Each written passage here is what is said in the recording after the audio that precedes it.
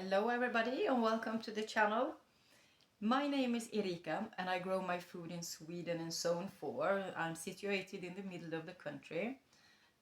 I am a certified permaculture designer and I have been growing food for quite some years.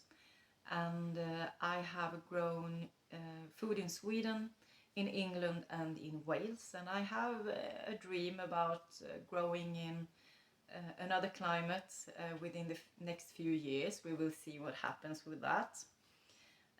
When I started to do this video, I recorded a presentation in the greenhouse and I was satisfied with that one. But now, as I was putting all the material together, I felt that I really wanted to do a new presentation. So this is the new presentation. And the reason for that is I want to send out a big, massive thank you to every single one of you who make a conscious decision to subscribe to this channel. I am over the moon happy for every single one of you. You know, if I look at, I have the YouTube studio in my phone, and if I scroll through it during the day and I see that I have a new follower, a new subscriber, I do this little dance. It doesn't matter where I am, I do it for every single one of you because it makes me so happy. And it's totally mind-blowing that out of all of the content that is out there on YouTube, you have decided to follow me, and I'm so grateful for that.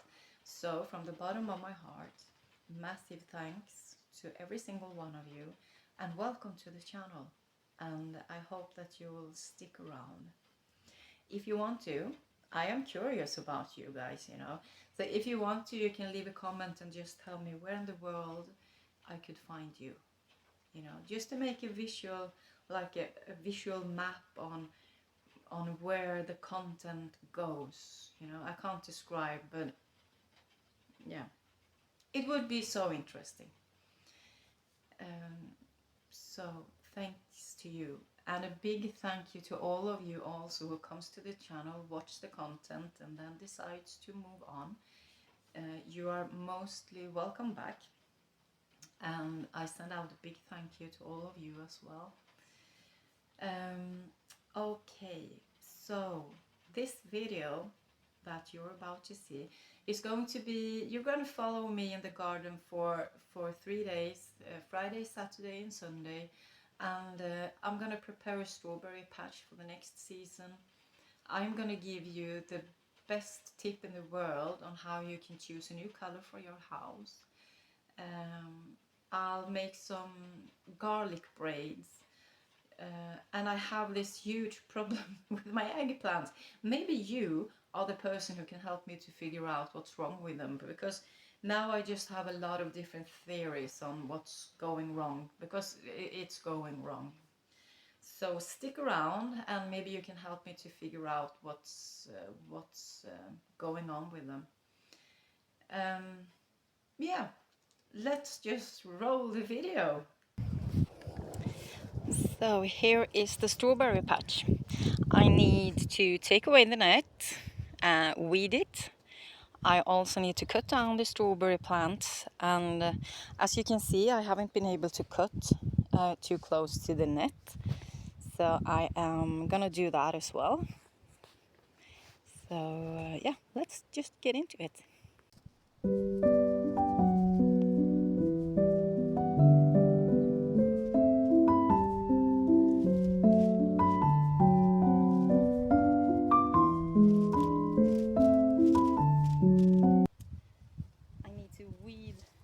I need to weed the net as well. Oh my god.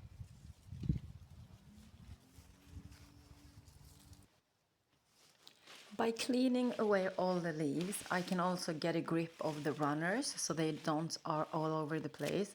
Because I could leave all of this and the roe deers would be just so happy to help me with eating all the leaves in the autumn. But then I would have all the runners left. So to give the patch a good start for next spring, I thought that this would be a good idea to clear it all out, take away the runners, and we have a clean start. Maybe some of you have been on the channel before, so you know that I bought this house in January 2025. So this is the second season I grow in this garden as owner of the house. I have been renting this place for the last 11 or 12 years. So I have been growing food here, but I haven't been able to do, what I have wanted to do because I haven't owned the place, but now I do. And one of the first things that I did last year in the garden was to do this strawberry patch. This is a no-dig bed. I just rolled out cardboard on the lawn, topped it up with 10 or 15 centimeters of compost, my own compost, and moved my old strawberry plants that I had in another bed.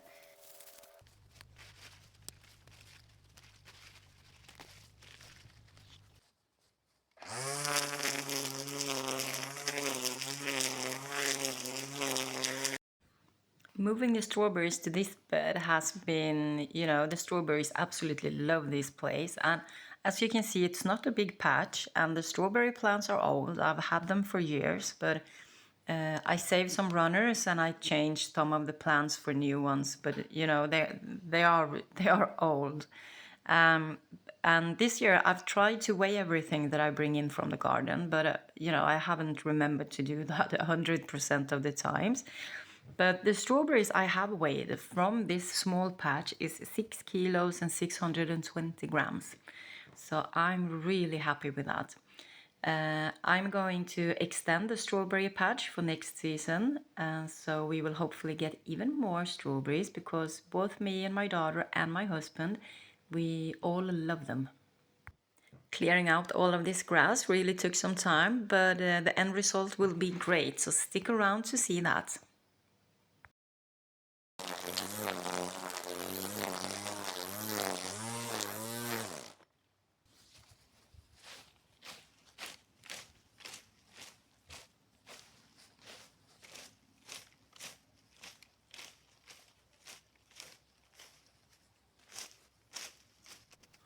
I'm just cleaning out the borders so I can dig in with my spade and try to prevent the grass from growing into the no-dig bed. I don't know if you can see that, but there's hardly any weed in this bed.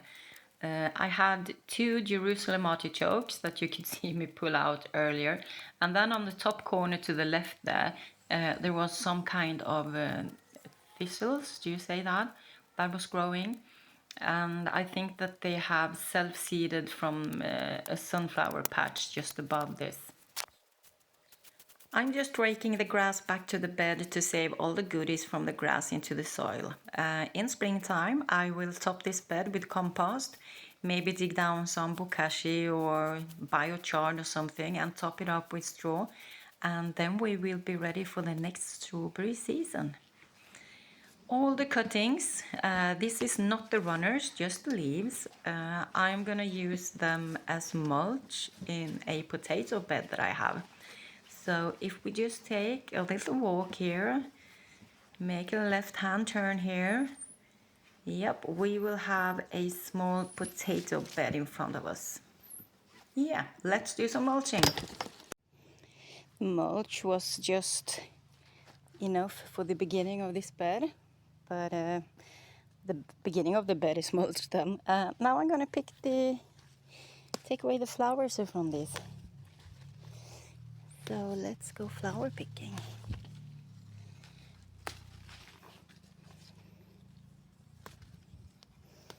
As I've mentioned before, in this patch there's a almond potato. I think they have beautiful flowers. But I'll try and tell the plants that to focus on the potatoes, not the flowers. So that's why I pick them off. I wouldn't do this if I have a potato patch that was really big. In this patch I planted 1 kilo of potato in this. And I planted them late, really late. I can't even remember when I was. But the other potato patch, where I've also these look a little. Can you see the color on? There are 3 plants here that has a bit of a different color. I wonder what that is. Yeah, I have another potato patch where I have some purple almond potato, and I planted them in the last day of May, and this patch I planted later. So I'm gonna keep them in the ground for as long as I can. It's the first time I have potatoes at this place, and as you can see here, I have like a concrete, I have a concrete wall here, so I think that it's gonna be warm here quite long. The next job I had set up for myself was to, oh, I missed that. Could you see the bumblebee that was here? The next job I set up for myself was to take care of a sunflower patch, and that one is behind me. This is the Potager bed that I have shared with you before, and can you see the sunflowers?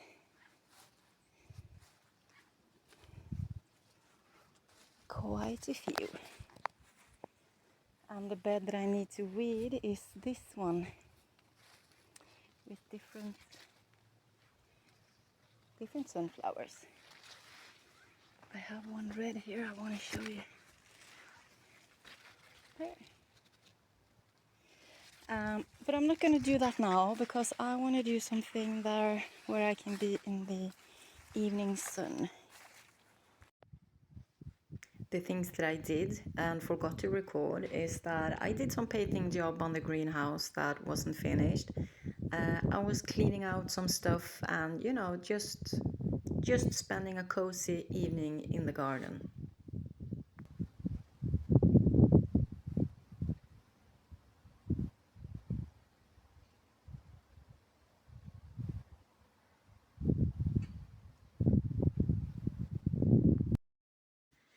This part of my house is built in 1971, and I'm quite sure that no one has painted these walls ever after that. I could really need to replace the boards, to be honest, but I can't afford to do that right now, so I am gonna give them a new color, try to keep them protected, and hopefully we can cooperate for a few more years before we do a big renovation on this part of the house. So how do you choose a color for your house? There's a lot of things to take into consideration, as you all know. Maybe there are certain rules in your area of colors that you can or can't use, and all the varieties that you have to choose from. You know, how can you make a decision? And I have the most important thing, the most important question that you need to ask yourself before you choose a color for your house, and that is, what color is going to make my sunflowers pop? And then you choose that color. Okay, if you have seen me in the previous videos where we built the greenhouse, you know that the greenhouse is also painted black with white around the windows, and the rest of the house is going to be in the same color scheme. But the thing is that the reason why I have chosen black is because the sunflowers are gonna look even more amazing with this background. Here you can see, you know, half on the right hand side it's all black now, and on the left hand side that horrible brown. And you see the sunflower, it's like a total different flower. This is going to be amazing. And remember where you heard this great tip in the beginning.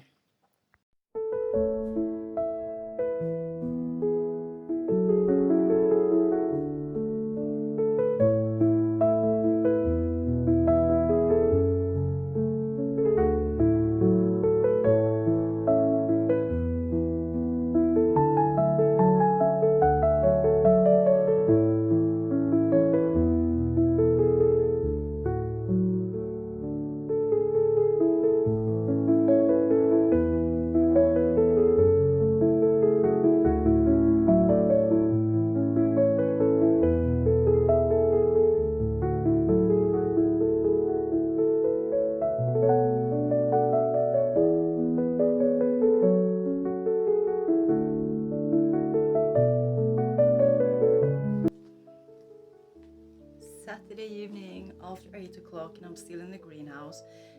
I'm just gonna braid some garlics before I go inside. As you can see, I have a bunch behind me. Those are not really dry, but if I turn the camera a bit like this, you can see my hand. Those garlics are completely dry, so that's the ones I'm gonna braid.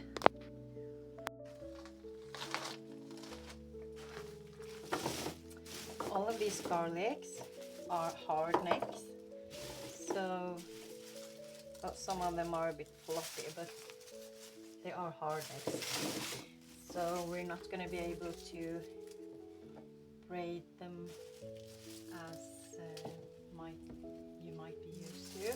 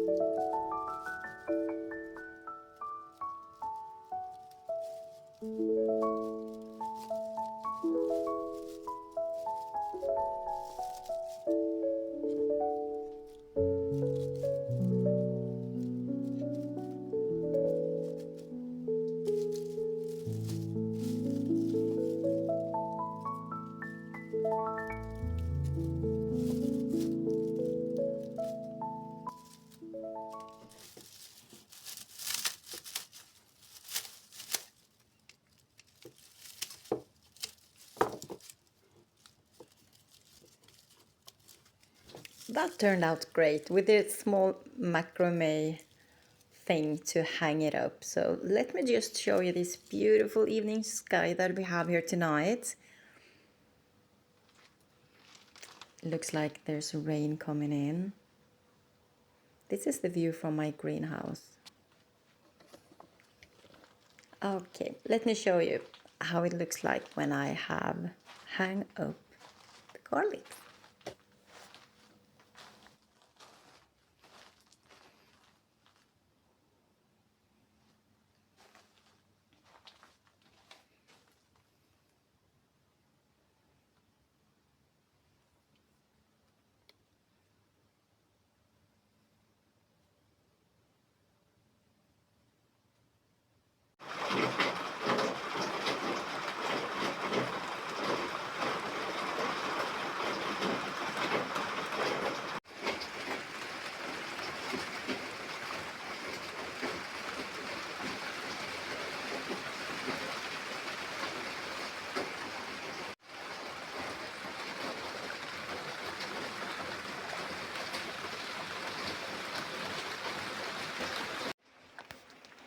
We really have a rainy day here today, but just let me show you the eggplants.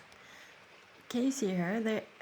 It's like they have stopped growing and they have dropped a lot of flowers. Let me show you here. I have some fruit coming along on this one. Here you go. So I have some fruits coming along, but the plants have dropped a lot of flowers, and the leaves are just, yeah, dying off. And I'm cutting them as soon as I can. And do you see that they are like floppy?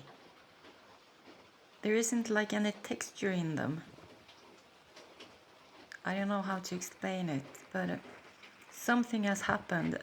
These eggplants were really big and healthy, and they had like enormous leaves and loads of flowers. And then we had a little bit of a heat wave. And I don't know, the first thing I thought was if they had dried out during that period. But yeah, I don't know. What do you think that's happened to them? Do you see this one? There's hardly anything left on this plant.